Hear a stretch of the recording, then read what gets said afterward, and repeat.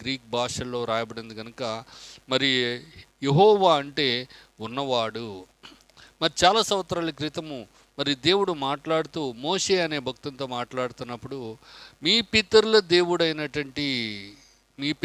దేవుడు నన్ను మీ దగ్గరికి పంపించినాడని ఆ యొక్క ఐగుప్తులో ఉన్నటువంటి ఇశ్రాయేలీయుల దగ్గరికి నువ్వు వెళ్ళి చెప్పాలి అని అంటే, మోషే అంటాడు, వాళ్ళు అడుగుతారు మరి ఎవరు, ఆయన పేరేంటి అంటే నేనేం చెప్పాలి అన్నప్పుడు మోషేతో దేవుడు మాట్లాడతారు, నేను ఉన్నవాడును అనువాడినై ఉన్నానని మాట్లాడుతున్నారు. అంటే నేను ఎప్పుడు ఉండేవాడును, నేను ఎవరినంటే మీ పితరులు నమ్ముకున్నటువంటి దేవుణ్ణు, మీ పూర్వీకులు నమ్ముకున్నటువంటి దేవుణ్ణు, మీ పూర్వీకులు తెలుసుకున్నటువంటి దేవుడును, మీ పూర్వీకులు నమ్మకముంచినటువంటి దేవుడును అంటూ తను తాను పరిచయం చేసుకుంటూ ఉన్నటువంటి వారు ఉన్నారు. అంటే దేవుడు అంటే ఎల్లప్పుడూ కూడా ఉండేవాడండి.